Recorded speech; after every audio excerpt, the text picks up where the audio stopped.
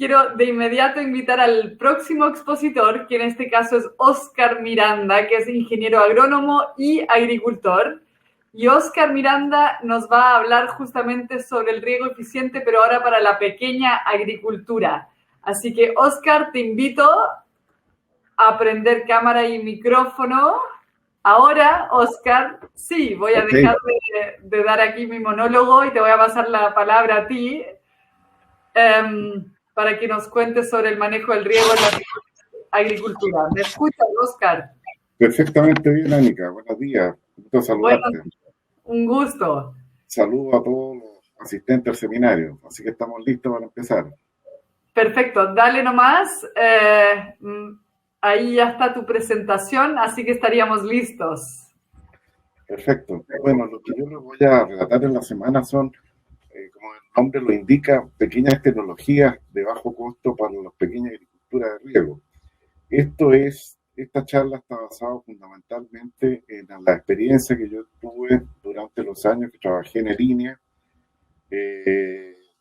y después fundamentalmente la experiencia que he tenido como agricultor, como pequeño agricultor de la quinta región, en el cual me vi en un principio, ¿no es cierto?, con una serie de limitaciones para poder usar el agua, dado que no tenía luz ni muchos datos técnicos. ¿Cómo se va cambiando esto de aquí mismo? ¿Cómo la diapositiva? ¿Cómo la voy cambiando?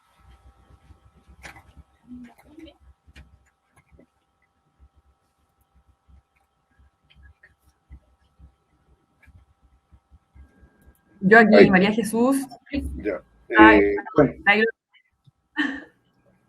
Vamos a avanzar, Óscar. Ya.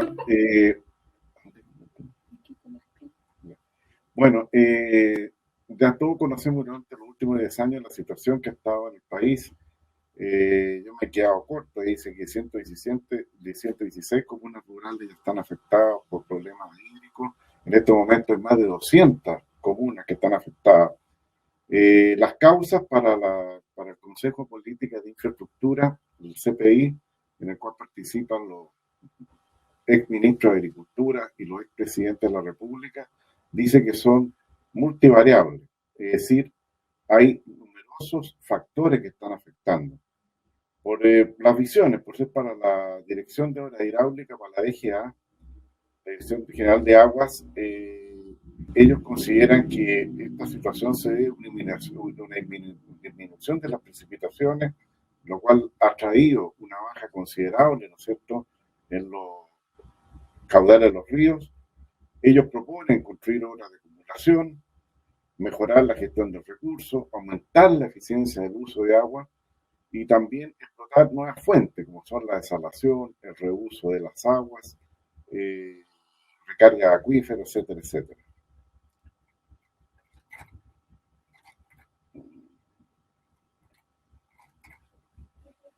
¿Cómo que no?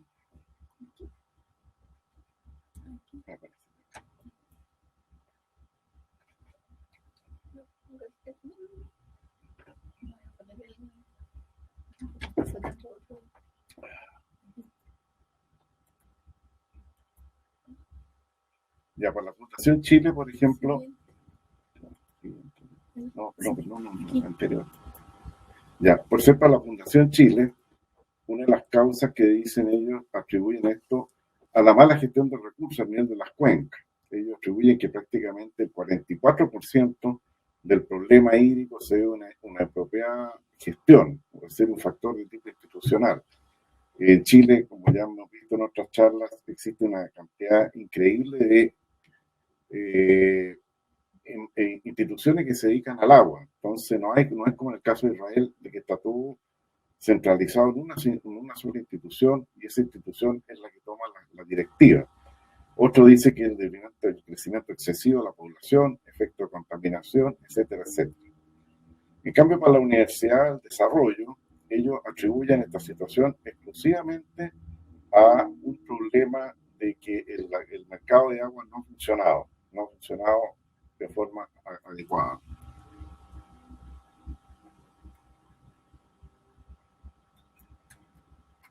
Próxima. Ya, en el caso del todo, Oscar, todo el momento acá. dime nomás y yo voy avanzando. Ya. En el caso, todos conocemos cuál es el uso del agua en Chile. Vemos que prácticamente el 73% lo utiliza la agricultura y las otras actividades económicas es bastante mermada la situación. Por eso tenemos el caso del consumo humano del orden del 11%, la industria, la minería muy baja, pero el principal responsable del uso del agua aquí en Chile es la agricultura, como es en la mayoría de los países. Es decir, si nosotros hacemos lo mismo, la distribución de agua en Israel, vamos a ver que la agricultura son los que ocupan los máximos volúmenes de agua. Por lo tanto, tenemos que ver cómo solucionar este problema a nivel del mayor usuario del agua, que es la agricultura. ¿Cómo podemos mejorar esta situación? Próxima. Si nosotros examinamos que la superficie actual de Chile es del orden de 1.200.000 hectáreas, en la cual aproximadamente solamente hay 300.000 hectáreas tecnificadas. Es decir, tenemos un volumen gigantesco de hectáreas que no están tecnificadas, 900.000 hectáreas sin tecnificar. Por otro lado, es importante considerar que en Chile hay aproximadamente 330.000 agricultores, de los cuales el 75% corresponden a la pequeña agricultura. Es decir, tenemos más de 200.000 pequeños agricultores que están haciendo uso del agua. Por lo tanto, si haciendo la cuenta de la tía, si nosotros nos damos cuenta que si nosotros tecnificáramos o mejoráramos el riego de esas 900.000 hectáreas, grandes volúmenes de agua se liberarían. Se liderarían solucionando problemas del uso, sobre todo doméstico, la industria y la minería. Pero la solución no es tan fácil, no es que nosotros digamos, vamos a poner por goteo las 900.000 hectáreas de las que no están tecnificadas para poder mejorar el uso del agua en Chile, sino que tenemos que considerar que hay algunos problemas. En primer lugar, tenemos que los altos costos de inversión, es decir, estamos hablando de sistemas tecnificados cuyos costos van del orden de $2.000 la hectárea, y además tenemos otro problema adicional, que una vez que instalamos estos sistemas de riego a nivel de los pequeños agricultores, tenemos un gran problema con la energía. Es decir, el agricultor, una vez que le llega la cuenta de la energía a su casa, dice por la flauta, mejor con esta plata contrato a mi compadre y sigo regando de forma como tenía anteriormente. Entonces, muchos de los sistemas de riego tecnificado han sido abandonados porque realmente los costos de energía no son capaces del pequeño agricultor poder solventarlo. Además, la mayoría de los pequeños agricultores, es decir, definiendo la pequeña agricultura como aquellos predios que tienen menos de 2 hectáreas de riego básico, están sometidos a turnos de riego. Es decir, ¿qué significa eso? Que el agua le llega una vez a la semana y en tiempo de sequía a veces le llega una vez cada 15 días, una vez al mes, o sencillamente no le llega. Entonces, ¿cómo tecnificar los riegos, los pequeños de agricultura, que sabemos que los riegos tecnificados son riegos de alta frecuencia, es decir, que tenemos que regar diariamente o día por medio? Ese es un problema. Y en adición a eso, tenemos que nuestros ríos de la zona central son muy torrentosos. Por lo tanto, el gran problema que tiene es que acarrean muchos sedimentos en suspensión. Y esos sedimentos en suspensión nos implican algunos problemas de filtración. Por lo tanto, frente a los problemas anteriores, es técnicamente y económicamente mejorar la eficiencia de los actuales sistemas de riego que tienen los pequeños agricultores. Es decir, el pequeño agricultor está regando en forma superficial, con un riego muy deficiente, con un riego que no llega más allá del 30% de eficiencia, en el mejor de los casos al 40%. Pero es posible que hoy en día mejorar esa eficiencia. ¿Cómo podríamos mejorar esa eficiencia? En primer lugar, dado los problemas que dije anteriormente, es construir pequeños tranques de tierra a nivel de los agricultores de regulación nocturna, en el sentido que le pueda, ¿no es cierto?, él acumular el agua al turno. Es decir, si le llega el turno de riego, supongamos que son 7 parcelas, y a él le toca el día domingo el turno de riego, a este agricultor le va a llegar el agua a las 7 parcelas. Y en este momento, si tiene un tanque, la va a poder acumular y así la va a poder usar durante la semana. El drama que tienen los pequeños agricultores que no tienen tanque y cuando les llega el turno de riego, tienen muy pocas horas para poder regar, entonces por lo tanto inundan y erosionan el suelo. Estas construcciones de tanques, lo vamos a ver más adelante, como está en la presentación, se hace a través de tractor y pequeñas traillas, como veremos más adelante, ¿no? En segundo lugar,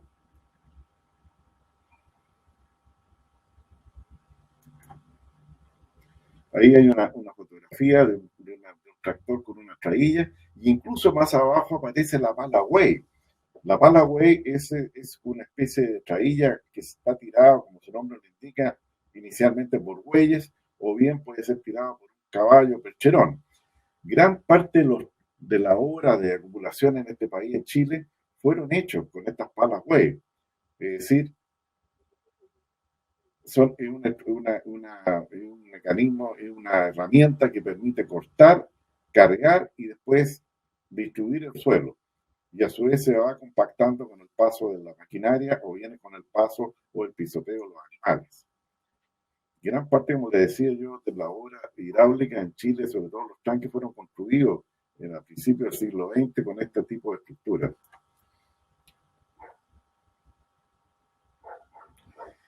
Indudablemente que si estamos regando por superficie es importante que los agricultores puedan mejorar o nivelar sus terrenos.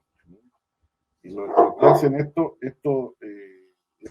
esta nivelación que se puede hacer, ¿no es cierto?, mediante estos dispositivos, mediante un estudio topográfico, nosotros podemos mejorarle el actual riego a los agricultores. Ahí hay un plano, nivelación, te aparecen los cortes y rellenos. Otra manera también de mejorar los sistemas de conducción y distribución es mediante el uso de las mangas plásticas. Es decir, si yo coloco esta estructura a nivel de terreno y me aseguro que cada surco reciba la misma cantidad de agua, yo puedo mejorar y aumentar la eficiencia del riego considerablemente. Esto se usó mucho antes de que empezaran los ríos por goteo en Chile. Prácticamente toda la fruticultura nuestra, cualquier persona que iba a plantar tenía que mejorar el riego a sus terrenos, hacer una nivelación y después colocar un sistema que le permitiera distribuir y conducir el agua en forma eficiente para que no la perdiera. Ese era el uso de las mangas plásticas. Posteriormente también salió el río californiano, de gran éxito. El río californiano, como su nombre lo indica, fue acuñado en California. Por ahí, por mediados de la década de los 80, se trajo acá a Chile. Sí, me acuerdo yo que hicimos mucha experiencia en el INE en ese tiempo y se logró aumentar la eficiencia de riego, casi duplicarla. Es decir, si un agricultor tenía un 30% de eficiencia de riego, mediante este sistema podía llegar al 60%.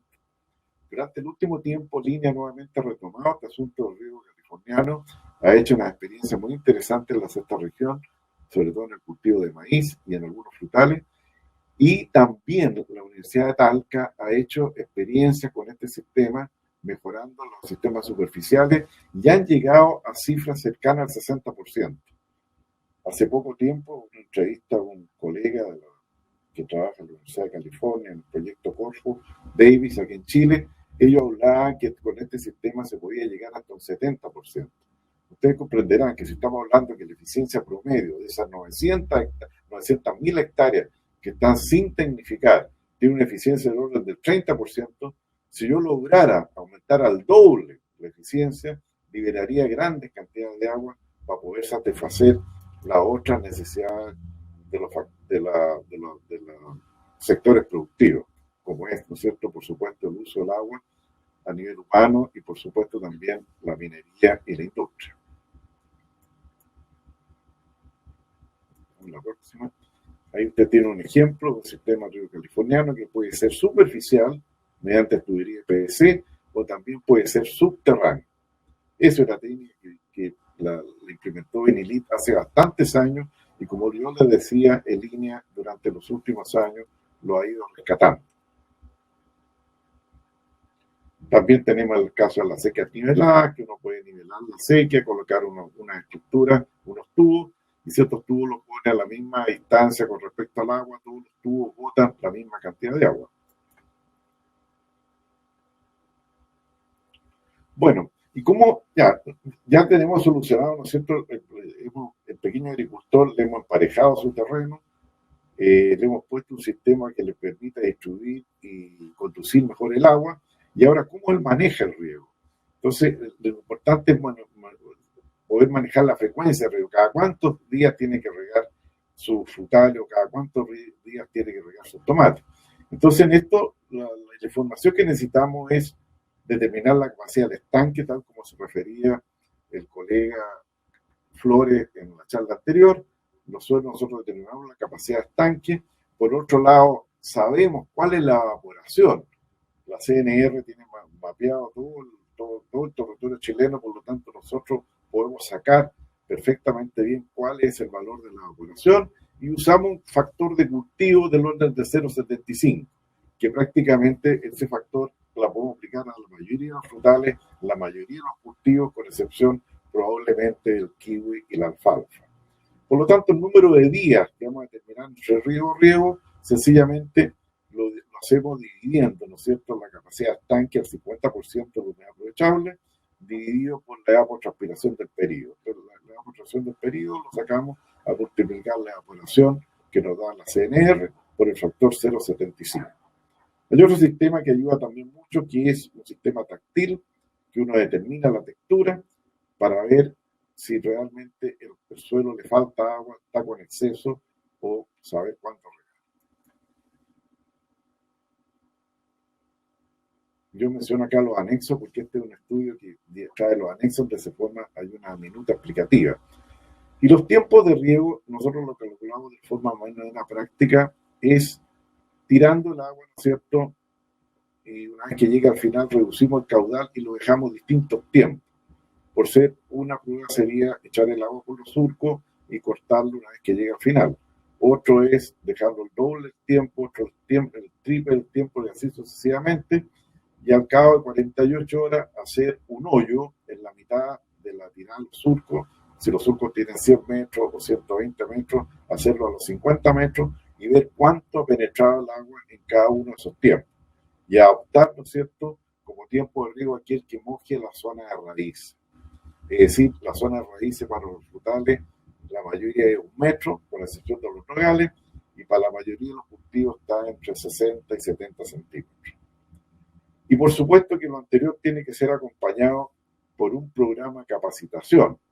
Nosotros tenemos que no solamente capacitar a los pequeños agricultores de INDAP o pequeños agricultores que no sean de INDAP, sino que también tenemos que crear una cultura del agua en nuestro país.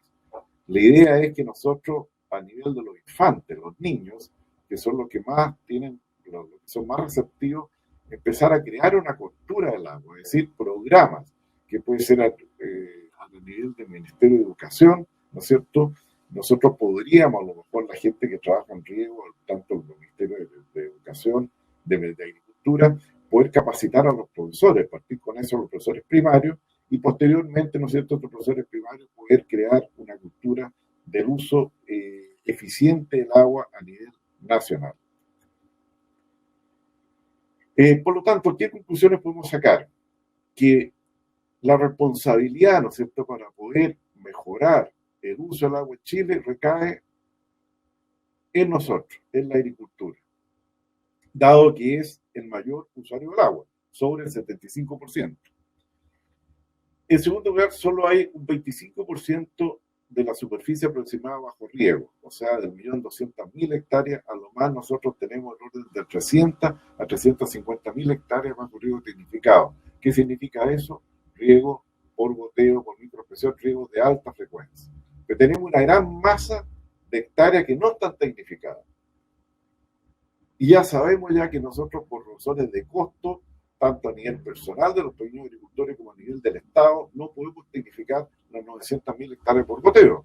porque sencillamente tenemos los problemas de los tranques que yo les mencionaba anteriormente, tenemos problemas de los altos costos de inversión de los sistemas de riego y por otro lado tenemos los altos costos de energía para poder manejar estos sistemas de riego.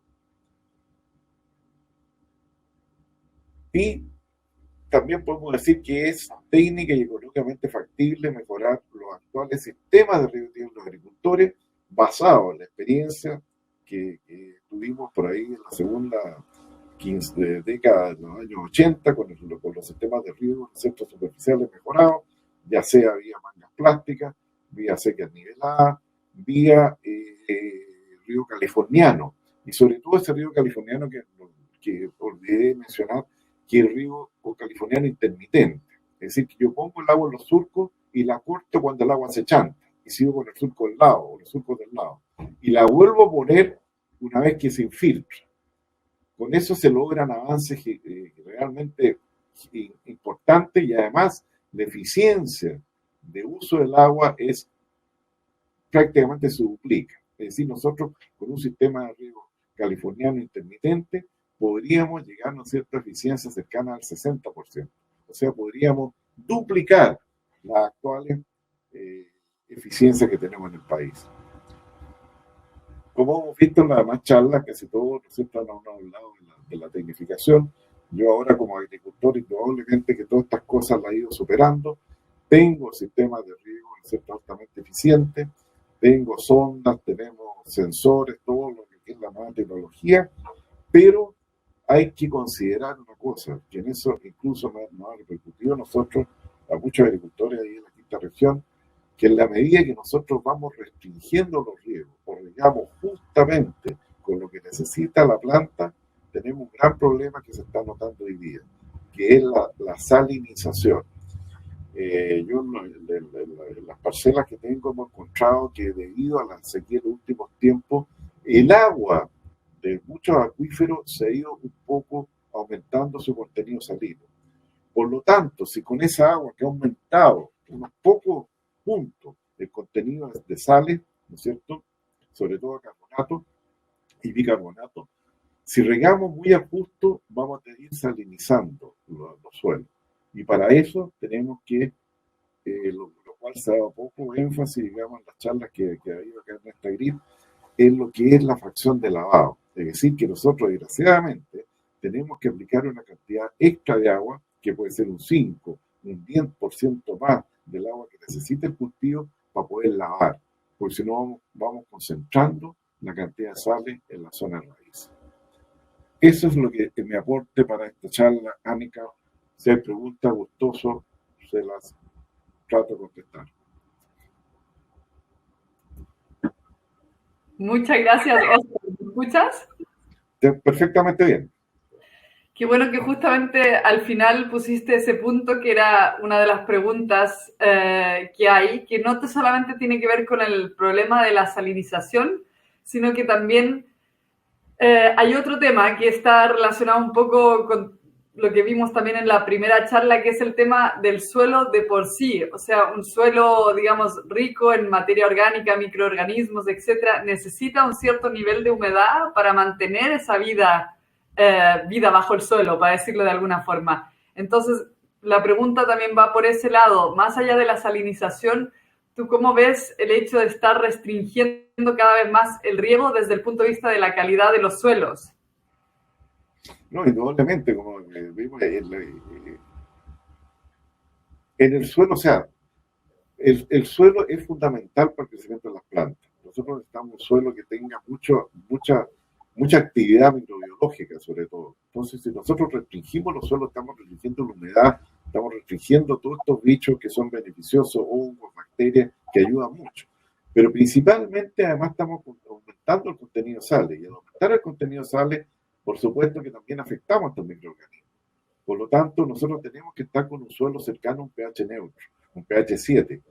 Pero lo que me ha pasado a mí durante estos últimos tiempos, debido a toda esta tecnología, ¿no es cierto?, de los sensores, de los sensores distintos acá, que nos indican a nosotros si hemos regado mucho, si hemos regado menos, y nos incitan a que regamos al justo, a lo que necesita el árbol, ahí estamos creando un problema que es la salinización.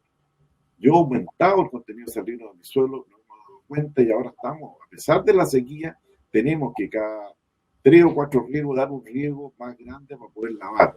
Porque si sigue esto, vamos a colapsar con los suelos. No va a pasar igual que el norte. Los sistemas empezaron a colapsar en el norte cuando se creó el sistema por goteo. Nadie hablaba de la fracción de lavado. Entonces empezaron a regar el primer año, segundo año, tercer año, los parronales extraordinariamente bien, los paltos espectaculares, pero al quinto año ya se empezó la salinidad. Ya cuando uno tiene ya salinidad en el suelo es muy difícil sacarla. Entonces hay que estar siempre considerando la fracción de lavado, que es un asunto muy simple, que es una relación entre la conductividad del agua de riego con la conductividad del agua en la zona de raíz. Uno, si sabe esas dos conductividades, puede aplicar el 5 o el 10% de agua extra. Y más allá de lavar, ¿hay otra cosa más que uno puede hacer para enfrentar la salinidad? Bueno, como lo han enfrentado otros países, sencillamente es mezclando agua. Pues si uno tiene el agua del pozo se está salinizando y el agua del canal que tiene el predio tiene menos salinidad, hay que mezclar las aguas para bajarla. Y lo otro, que ya es muy sofisticado, que lo están haciendo algunos campos, sobre todo gente que se dedica a la producción de palto, es la desalación. O sea, lo mismo que vemos como desalación del agua de mar, es colocar una planta de osmosis, ¿no es cierto? Y desalar, pero eso tiene un costo bastante alto todavía, ¿no? Es decir, la desalación, como se ha visto en esta charla, está muy bien, pero está muy bien para el uso doméstico, para el uso de la minería, de la industria, pero todavía para regar es un poco caro. Tenemos que considerar que cualquier frutal en la zona central requiere de 6 millones de litros por hectárea, es decir, 6.000 metros cúbicos por hectárea. Y si consideramos que los costos de la desalación en estos momentos están cercanos a 50 centavos dólares o a $1, ustedes imagínense lo que significa para un agricultor que tiene unas 10 hectáreas. Es realmente un costo muy alto todavía. Tú ahí ves, pensando un poco en escenarios futuros, ¿no? Tú ahí ves que va a tener que hacerse una administración tal vez desde el punto de vista hasta tecnológico más centralizado del agua. Por ejemplo, si tú pensaras en agrupar, digamos, varios agricultores en una misma zona y tener una planta de osmosis inversa para desalinizar agua y de ahí se distribuye a los campos, ¿tú ves que un escenario así pudiera ser factible? Bueno, yo creo que en muchas zonas, afortunadamente, dado la geografía de nuestro país, Chile es muy delgado. Prácticamente la mayor parte de nuestras ciudades no están a más allá de 100 a 120 kilómetros de la costa. Por lo tanto, claro, nosotros podemos solucionar muchos problemas y ya se está haciendo. Sé que Chile ya a la vanguardia en la planta desaladora. Ya mucho en La Ligua, Petorca, sería muy fácil, ¿no es cierto?, solucionar el problema de agua a la gente mediante la desalación. Sí, yo creo que el futuro del agua es desalar. Primero, ¿no es cierto?, para la población. Segundo, para los factores que es la minería y la industria, y después, posteriormente, para la agricultura. Sí. O sea, ahí podríamos ver un cambio más o menos potente también en la forma de administrar el agua para la agricultura. Y además está la reutilización de agua. Fíjate tú que si nosotros tomamos el ejemplo del Estado de Israel, hace 15 años atrás, la gran preocupación de los israelitas es ver las noticias si el lago Tiguería, ¿no es cierto?, el mar de Galilea había bajado 1 pulgada en una crisis, porque ellos dependían todo Israel del agua de Galilea, del mar de Galilea, ¿no es cierto? Dependían de eso.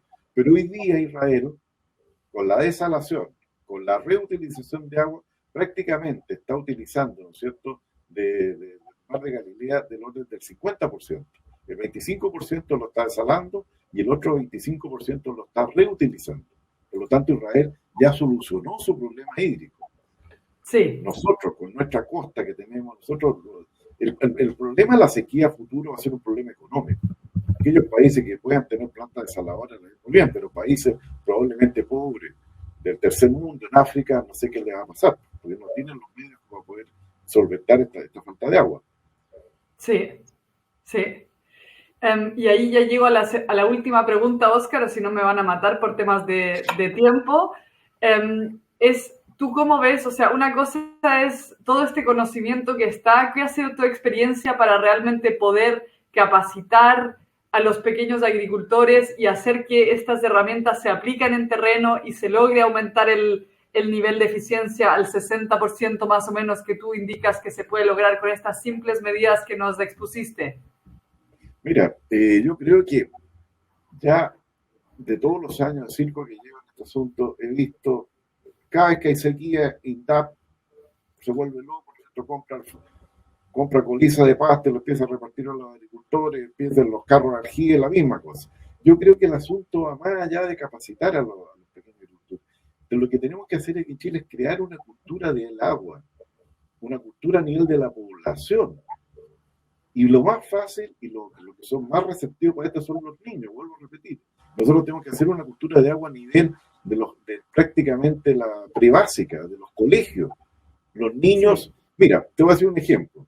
La otra vez alguien graficaba que si uno le dice a un niño chileno que dibuje el ciclo hidrológico del agua, el niñito aquí se va a poner a dibujar los lagos, las nubes, la lluvia, es decir, todo lo que pasa con el ciclo hidrológico del agua. Si uno ese mismo le dice a un niño en Israel, oye, dibújame el ciclo del agua, un niño infante, muchas veces el niño se dibuja el mismo sentado en una basinica con unas mangueras para reutilizar el agua. Son distintas culturas, distintas concepciones.